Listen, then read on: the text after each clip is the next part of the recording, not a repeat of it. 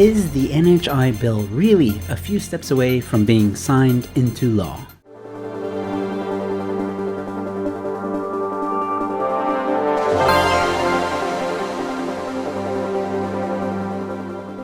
Hello ladies and gentlemen, welcome to News in 5. I'm your host, Joe Emilio. Thanks for tuning in. Well, this article might have you a little bit panicked. The bill, which is now before the National Council of Provinces, NCOP, was passed by National Assembly in June and is now on its final step before President Cyril Ramaphosa signs it into law. Son of a bitch! The call for submissions was made in the beginning of August with the deadline of 1 September. However, it was later extended to the 15th of September. Now, there's been a lot of pushback against the NHI, and rightfully so, and as the campaign manager of the IRR has stated, the implementation of the NHI would result in the nationalization of South Africa's excellent private healthcare system, meaning that the country's 75 remaining medical schemes will be pushed out of operation. He said this would also lead to greater enforcement of failed BEE procurement rules to which every contract for health goods and services will be subject. Second, the demand for free NHI services will be so enormous that all participating clinics, GPs, and other primary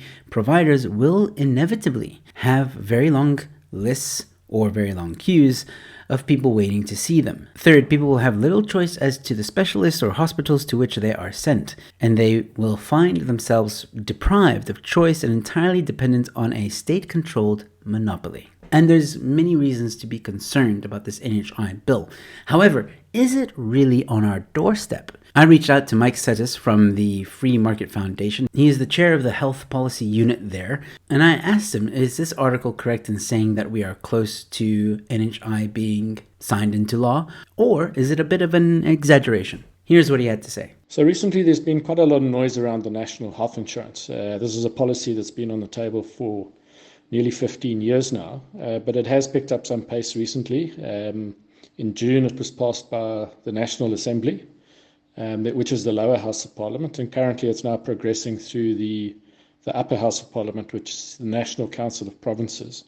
This requires that each province goes through a similar consultation process to what the National Assembly did.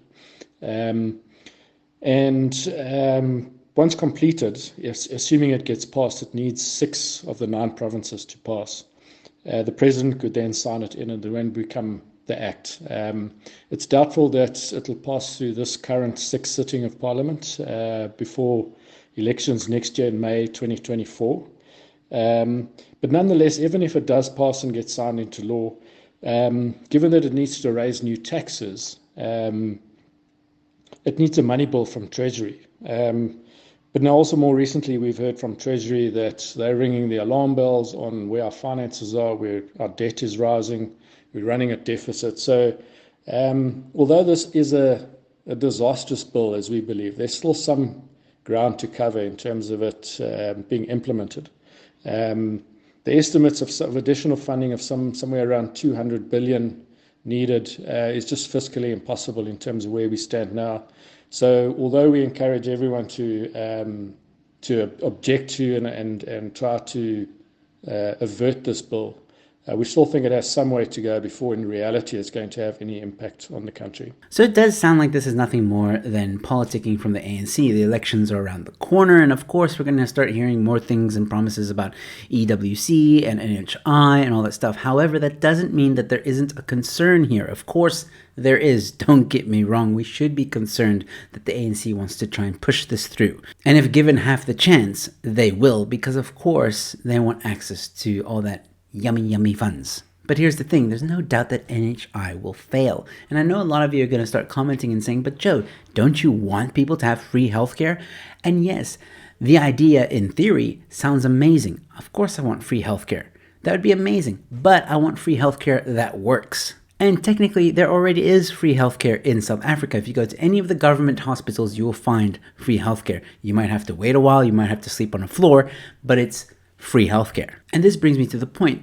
Right now, government hospitals are for free, as I just said, and yet they are dismal, ill-managed. There's corruption at some of these hospitals. and understaffed. So the government hospitals already give you a taste of what the NHI could look like. And at the end of the day, you wouldn't trust the ANC bank. Why would you trust an ANC hospital? So yes, there is cause for concern and we shouldn't let this happen, even if it might only happen in the next 10 years. What we should do now is when the opportunity presents itself, we should have our say. Make those comments. Resist the bill as much as possible, or any harmful bill for that matter. And civil society groups like IRR and Free Market Foundation, there's a lot more of them out there. Those are the ones that you should be supporting, because they will make it as difficult as possible for the ANC to implement these bad ideas. Let me know your thoughts in the comment section below. Don't forget to also check out my stand-up comedy special.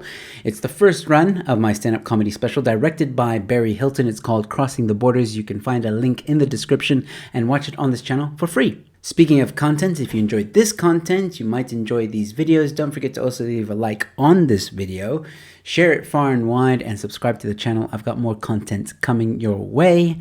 With that being said, ladies and gentlemen, thank you for watching. I'll see you at the next one. Cheers.